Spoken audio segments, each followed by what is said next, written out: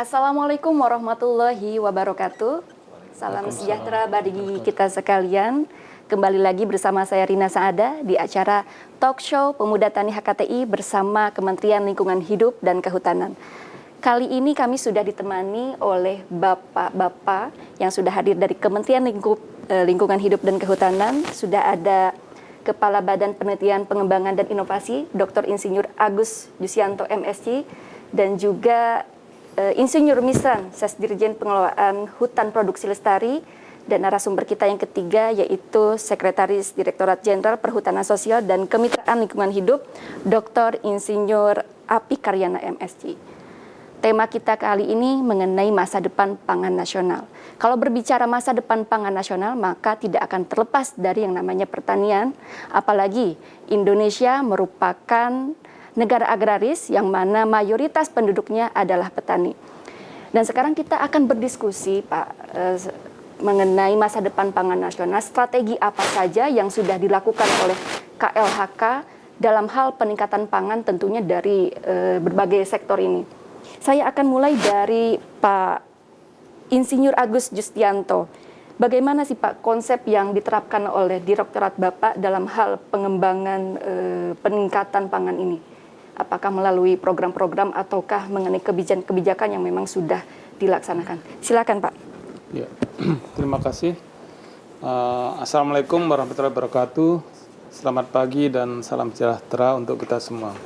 Pada kesempatan ini saya akan menyampaikan strategi mewujudkan green economy dengan akselerasi smart farming. Sebelumnya saya mau menyampaikan agenda pembangunan lingkungan hidup dan kehutanan sampai dengan tahun 2024 karena kita sudah menyusun prioritas nasional yang harus kita ikuti. Jadi untuk lingkungan hidup dan kehutanan ini mengikuti agenda prioritas nasional yang pertama yaitu memperkuat ketahanan ekonomi untuk pertumbuhan yang berkualitas dan berkeadilan. Kemudian juga mengacu pada prioritas nasional yang kedua yaitu mengembangkan wilayah untuk mengurangi kesenjangan dan menjamin pemerataan.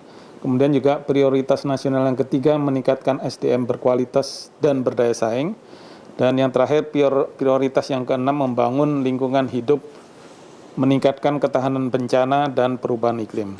Nah, dalam perjalanannya tentunya kita harus menyeimbangkan ya solusi pertanian yang berbasis alam dan pengurangan kemiskinan. Kenapa? Karena tekanan ekonomi ini dapat mendorong untuk masyarakat atau banyak pihak menjarah dalam tanda kutip hutan dan sumber daya alam. Oleh karena itu diperlukan suatu paket stimulus, insentif, akses ekonomi, pengetahuan, dan juga pendidikan yang tepat untuk menghindari deforestasi dan menciptakan keseimbangan antara solusi berbasis alam sekaligus sebagai upaya pengentasan kemiskinan. Nah, upaya itu dilakukan dengan rehabilitasi hutan dan lahan kritis dengan penanaman di area hutan produksi dan juga penerapan perhutanan sosial. Dan juga harapannya adalah untuk mendukung petani dalam melakukan praktek pertanian yang ramah lingkungan dan mendorong kebijakan upaya penurunan emisi gas rumah kaca dari pencegahan pembukaan lahan baru. Nah, strategi kita diantaranya adalah menciptakan ketahanan pangan yang adaptif. Nah, ini harapannya petani mampu melakukan antisipasi dan mengambil keputusan tanggap yang jitu guna menghindari resiko kegagalan panen. Kemudian juga prioritas adaptasi dengan co-benefit mitigasi, di mana keterlibatan berbagai pihak untuk meningkatkan kemampuan petani dalam beradaptasi dan memahami perubahan iklim. Kemudian ketahanan pangan yang adaptif menghadapi persoalan COVID-19. Perubahan iklim dan bencana lokal dapat menggunakan konsep yang ada di tingkat komunitas dengan apa yang disebut dengan traditional knowledge atau local wisdom yang dimiliki, kemudian bekerja sama, saling membantu dan berkolaborasi serta saling berbagi pengalaman dan teknologi dalam memenuhi kebutuhan primer berupa pangan. Nah, tentunya dari strategi tersebut kita menggunakan metode yang kita sebut agroforestry, kemudian ada silvopastoral, Kemudian ada silvofishery. Nah, ini istilah-istilah di kehutanan nanti kita akan bahas lebih lanjut. Sementara demikian, Mbak. Terima kasih. Baik. Jadi Pak, nanti yang sudah Bapak paparkan bahwa kita melihat juga ada catatan bahwa Presiden Joko Widodo meminta adanya ekstensifikasi lahan ya untuk pertanian, bahkan mendukung program peningkatan produksi pangan. Apa yang mungkin nanti disampaikan dalam hal ketahanan pangan ini, Pak? Waalaikumsalam warahmatullahi Yang pertama tentu kami mengapresiasi ini dari HKTI Pemuda Tani yang sudah menyelenggarakan seperti disampaikan oleh Pak Dr. Agus bahwa ketika kita bicara green economy maka ada 3 aspek di situ, ada sosial, ada ekonomi dan tentu yang tidak kalah pentingnya adalah tidak merusak lingkungan gitu ya.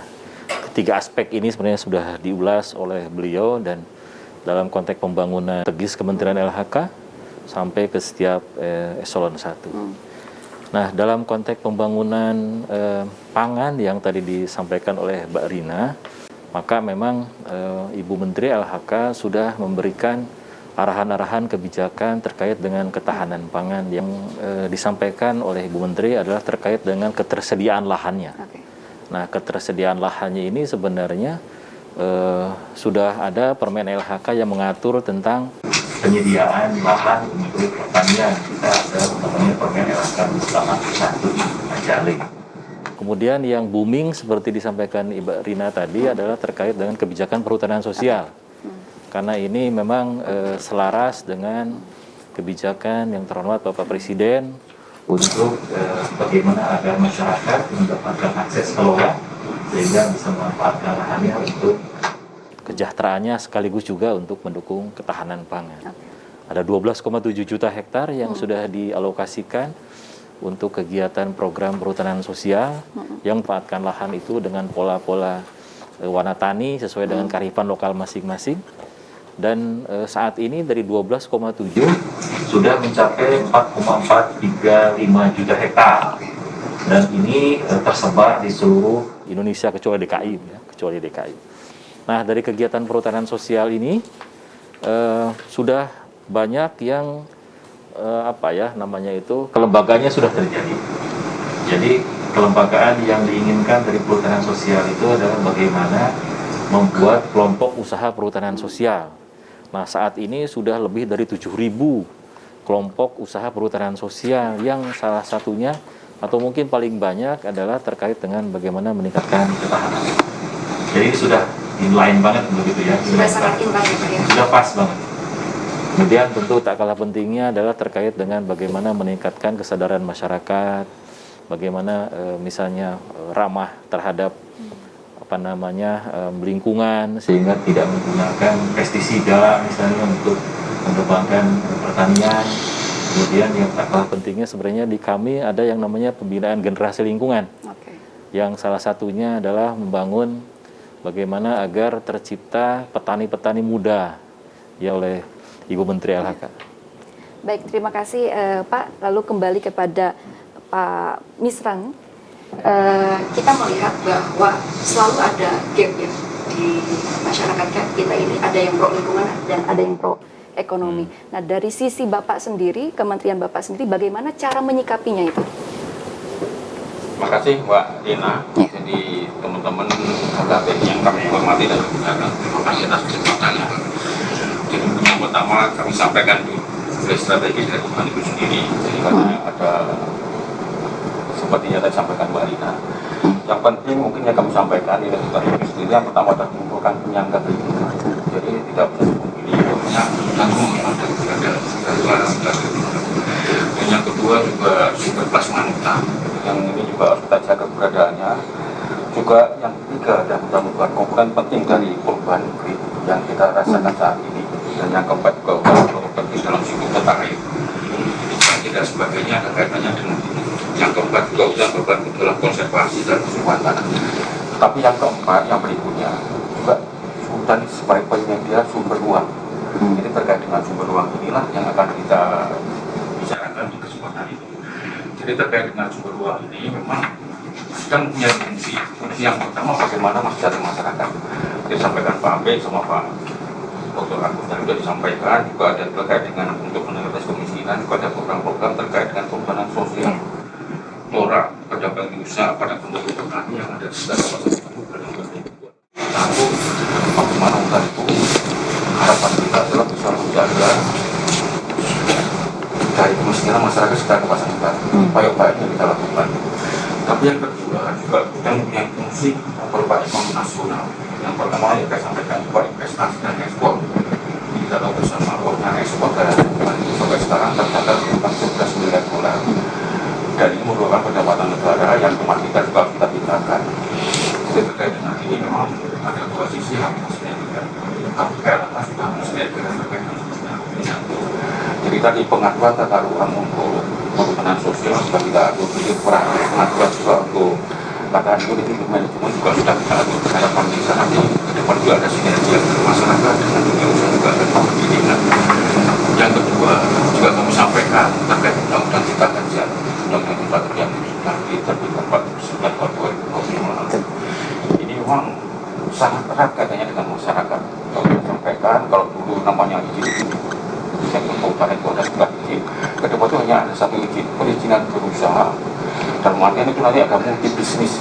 Jadi di situ tercantum bisnis-bisnis perkebunan, bisnis masyarakat, pertanian dan sebagainya. Sehingga harapan kita ke depan juga ada sinergi antara kepentingan ekologi, ekonomi, ketahanan pangan, dan juga kesehatan sendiri. Terima kasih Pak Miswan. Jadi tadi kita sudah mendengar apa yang menjadi program serta kebijakan yang sudah dilaksanakan oleh Kementerian Lingkungan Hidup dan Kehutanan, dan kali ini kami mengundang juga dari Pemuda Tani HKTI yang sudah hadir di studio. Ada mungkin nanti bisa memperkenalkan dirinya dan bisa langsung berdialog dengan para narasumber kita. Dimulai dari Bang Jeli Pratama, silakan. Nama saya Jeli Pratama, saya dari NTB. Untuk bekerja sama dengan KLHK, kira-kira dokumen apa saja yang mendukung kita untuk melakukan penanaman-penanaman di daerah? Karena ini kembali lagi ke masyarakat juga, begitu. Selain itu, kita dari Pemuda Tani HKTI juga akan mengembangkan sapi juga selanjutnya. Tentunya di situ kita butuhkan areal tanam yang seluas-luasnya, yang dimana kita khususkan untuk penanaman pakan ternak ini tersendiri, yaitu hijau-hijauannya, termasuk indigo vera juga. Ya, terima kasih Pak. Pertanyaan selanjutnya. Ya, terima kasih. Assalamualaikum warahmatullahi wabarakatuh. Waalaikumsalam. Saya Irfan dari DPP Pemuda Tani HKTI. Pertanyaan saya yang pertama itu perihal berapa jauh sebenarnya paradigma ekonomi hijau ini dapat diintegrasikan dalam pengaturan penatanan hutan di Indonesia. Poin kedua terkait dengan kebijakan moratorium ya yang sudah dikeluarkan oleh Pak Presiden Pak Jokowi terkait izin pemanfaatan hutan dan lahan gambut. Ini apakah kebijakan ini bisa mewujudkan tata kelola hutan yang lebih baik ke depannya? Pertama tadi dari NTB ya, dari Saudara Jeli Pratama yang mengatakan bagaimana sih teknis dari kerjasama antara segala hutan yang sudah memang diinisiasi oleh KLHK. Silakan. Terkait dengan paradigma ekonomi hijau, nah ini tentunya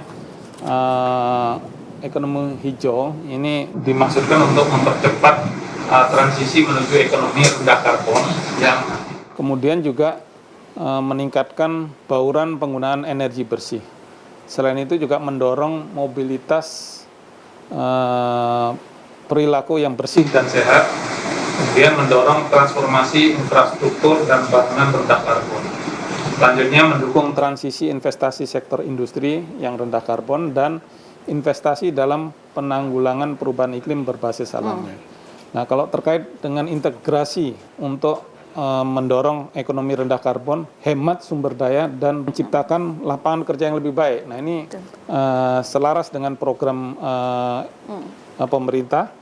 Kemudian juga menjamin sistem ketahanan pangan sehingga kita bisa mandiri secara pangan. Termasuk juga bagaimana kita bisa meningkatkan kesejahteraan ekonomi, kemudian kesetaraan sosial, sembari mengurangi risiko dan eksploitasi sumber daya alam dan lingkungan yang berlebihan. Jadi apa yang disampaikan Pak Irfan tadi memang sangat jelas, ini ekonomi hijau ini merupakan tujuan dari program-program pangan yang disampaikan oleh pemerintah kita saat ini. Kemudian terkait dengan moratorium. Nah, tujuan dari moratorium khususnya pembukaan lahan, ya, terutama hutan primer dan lahan gambut, ini juga tentunya dalam rangka meningkatkan efektivitas dan juga intensifikasi ya pertanian yang ada. Kenapa? Karena kita menganggap bahwa dengan adanya moratorium, pembukaan lahan baru ini harus dibatasi, terutama terkait dengan dampak yang ditimbulkan. Dan kita mengharapkan lahan-lahan yang ada ini bisa dikelola secara intensif, dan tentunya dengan moratorium kita mendorong ya kreativitas, inovasi dan sebagainya dengan memanfaatkan lahan yang ada tanpa perlu membuka lahan yang baru. Saya rasa demikian dari saya. Baik, silakan Pak. Ya, Menjawab dari makasih. pertanyaan yang sudah disampaikan. Menarik, dan bagaimana di NTB sudah mulai mengintegrasikan antara tanaman kehutanan, tanaman pertanian dengan peternakan yang kita kenal dengan silvopastur begitu. Memang itu menjadi core bisnisnya yang dilaksanakan oleh para petani perhutanan sosial sebenarnya. Selain agroforestry, silvofishery, dan yang banyak juga adalah silvopastur. Nah, silvopastur itu memang Mbak Rina banyak dilaksanakan dan memiliki sense sosial dan adat yang memang terbiasa untuk mengelola ternak. Sebagai contoh misalnya di Kabupaten Lumajang itu salah satu perhutanan sosial yang sudah mencapai kelas platinum, artinya dia mandiri karena produksinya sudah bisa dijual belikan ke nasional begitu ya. Di Lumajang itu misalnya mereka bagaimana mengintegrasikan antara sapi, kemudian tanaman-tanaman pertanian hortikultura, ada pisang di sana, kemudian ada talas di sana. Kemudian dari sapi itu mereka bisa menghasilkan susu dan kotorannya untuk gas bio, sehingga terjadi sirkular ekonomi di dalamnya. Nah, susunya itu kerjasama dengan Nestle. Jadi setiap saat ketika produk langsung diambil oleh Nestle. Nestle kemudian memberikan pelatihan kepada para petani untuk bisa memproduksi susunya dengan kualitas yang sudah ditentukan oleh pihak Nestle. Sehingga siklus pasarnya sudah terjamin sebenarnya. Nah, lalu bagaimana terkait dengan pakan? Pakan merupakan salah satu faktor penting untuk pengembangan peternakan. Pakannya ditanam di kawasan hutan yang sudah diberikan izin oleh Kementerian LHK dalam bentuk kemitraan kehutanan. Sehingga di situ mereka bisa memproduksi pakan untuk kebutuhan sapi. Dan itu ditaruh, ada yang disebut dengan kandang komunal, ada yang disebut dengan kandang yang komersial. Kalau komersial lebih banyak, kemudian yang komunal itu di belakang halaman masing-masing. Selain itu, di bawah tegakan pohon jati yang dimiliki oleh Perum Perhutani, mereka menanam ada pisang, ada talas, dan talasnya dan pisangnya itu ada yang keripik, ada yang selai dan lain sebagainya, sehingga harga jualnya jauh lebih baik. Sehingga di situ memang tercipta betul sirkular ekonomi yang baik. Kelor misalnya, kelor itu memang banyak di NTB dan di Bali. Ini mereka sudah banyak kelompok-kelompok perhutanan sosial yang mengembangkan kelor. Karena lokasinya diberikan izin selama 35 tahun kepada kelompok yang memang sudah mengusulkan kepada Kementerian LHK untuk mendapatkan izin perhutanan sosial. Kalau sekarang namanya bukan izin perhutanan sosial, tapi namanya sekarang persetujuan menteri. Sesuai dengan Undang-Undang Nomor 11 itu sudah berubah menjadi persetujuan menteri untuk perhutanan sosial. Jadi kalau kelompok-kelompok tani di NTB khususnya yang akan menggarap kawasan hutan negara bisa mengusulkan kepada Kementerian LHK untuk mendapatkan izin atau persetujuan pengelolaan perhutanan sosial. Bisa skemanya hutan kemasyarakatan, kalau itu oleh kelompok tani, bisa dalam bentuk hutan desa, kalau itu lembaga pengelola desa, bisa hutan tanaman rakyat, kalau itu memang hutan tanaman semua gitu ya, produksinya kayu di beliau ini nanti yang akan menjadi leading sektornya di KLHK, bisa dalam bentuk kemitraan kehutanan. Misalnya ketika di situ sudah ada izin HTI, bisa kerjasama dengan kelompok untuk mengusulkan kemitraan kehutanan atau dari KPH yang ada di sana, atau misalnya oleh masyarakat hukum adat. Setahu saya di NTB banyak juga masyarakat hukum adat yang memang mengelola hutan adat secara baik. Oleh karena itu, silahkan teman-teman pemuda tani HKTI memfasilitasi masyarakat agar bisa mengusulkan menjadi kelompok perhutanan sosial, dan biasanya tidak lama. Jadi Mas Jeli, Mbak Rina, biasanya mungkin paling lama 1 bulan sampai 2 bulan itu sudah keluar ketika memang usulannya sudah lengkap, betul-betul clear and clean, kawasan hutannya tidak ada konflik dan lain sebagainya. Jadi ini sangat terbuka sekali bagi kita masyarakat Indonesia, khususnya anak-anak muda, untuk terus berupaya dalam peningkatan kapasitas pertanian berbasis 4.0. Bapak Ibu sekalian yang ada di studio maupun ada di daerah masing-masing, sekian talk show kami Pemuda Tani HKTI beserta Cemara 19 dengan Kementerian Lingkungan Hidup dan Kehutanan, dan jangan lupa saksikan terus di acara talk show Cemara Channel bersama saya Rina Saada, pembahasan mengenai masa depan pangan nasional. Terima kasih. Wassalamualaikum warahmatullahi wabarakatuh. Waalaikumsalam.